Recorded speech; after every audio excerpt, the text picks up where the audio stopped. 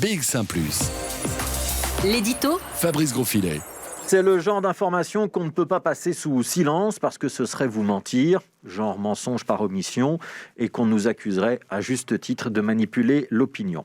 Mais c'est aussi une information dont on sait que dans le contexte actuel, elle se répandra comme une traînée de poudre avec un effet démultiplié sur les réseaux sociaux incontrôlable. Au final, une information qui aura un impact énorme, disproportionné sans doute, et une portée symbolique sans commune mesure avec la gravité de l'incident originel. Cet incident, on va donc rappeler sa taille réelle, c'est le décès d'une infirmière autrichienne âgée de 49 ans. Elle a succombé à des troubles de la coagulation sanguine peu après avoir été vaccinée contre la Covid-19. Incident qui fait suite à quelques cas de thrombose observés ici ou là. Il y en a eu 22 sur l'ensemble du territoire de l'Union européenne. Il n'est pas prouvé que cela soit beaucoup plus que ce qui se serait passé en temps normal, c'est-à-dire sans la vaccination. Le rapport de cause à effet entre la vaccination et le décès autrichien n'est pas prouvé non plus, mais ça a suffi aux autorités danoises pour annoncer une pause dans l'administration du vaccin AstraZeneca sur leur territoire. Et après le Danemark, l'Autriche, la Norvège, l'Islande, l'Italie ont pris des décisions comparables. On appuie sur pause, le temps de comprendre ce qui s'est passé. Et tant pis pour les retards pris dans la vaccination. Alors évidemment, pour AstraZeneca, c'est un revers de plus. Ce vaccin qu'on a d'abord réservé aux moins de 55 ans chez nous n'avait pas besoin de ça. Ça renforce son image de vaccin qui serait moins fiable que celui des concurrents. Une image, en réalité, qui ne tient pas tout à fait la route. On va rappeler que les Britanniques ont abondamment utilisé ce vaccin, y compris pour les plus âgés. Et quand on dit abondamment, c'est pour des millions de personnes. On n'a pas observé au Royaume-Uni de vague de décès, ni de vague d'effets secondaires majeurs. C'est important de le dire, de le faire savoir, de le rappeler, pas pour défendre AstraZeneca, j'ai pas d'action, mais pour relativiser la portée des informations qui ont été portées à votre connaissance hier.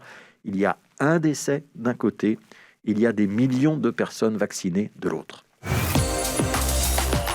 Alors hier après-midi, l'Agence européenne de médicaments a réagi rapidement. Elle a souligné que le lien de cause à effet entre la vaccination et le décès de l'infirmière autrichienne n'était pas établi.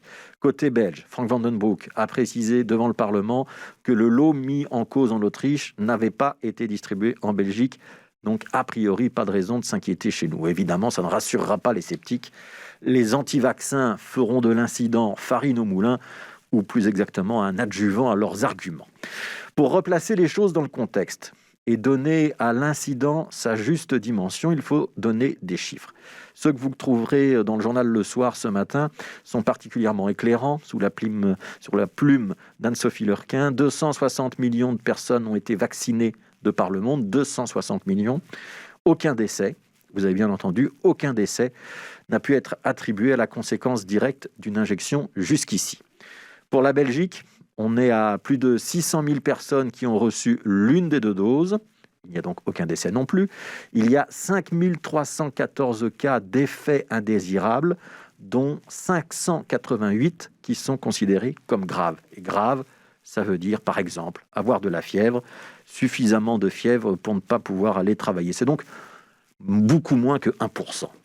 En parallèle, il faut donc mettre les contaminations, les hospitalisations, la mortalité qui sont évitées grâce à la vaccination, y compris avec des vaccins de la firme AstraZeneca. Alors c'est un exercice pas facile, mais si on est cartésien, raisonnable, sensé, c'est une évidence. L'avantage de la vaccination, qu'on raisonne d'un point de vue collectif ou d'un point de vue individuel, cet avantage, il l'emporte plus que largement sur les désavantages. Et ça, c'est la difficulté de notre métier aujourd'hui. Réussir à diffuser de l'information en dominant l'émotion qui l'accompagne. Faire en sorte que les faits restent des faits et que les peurs, qui sont inhérentes à l'homme et qui ont le droit de s'exprimer, que les peurs ne polluent pas la perception.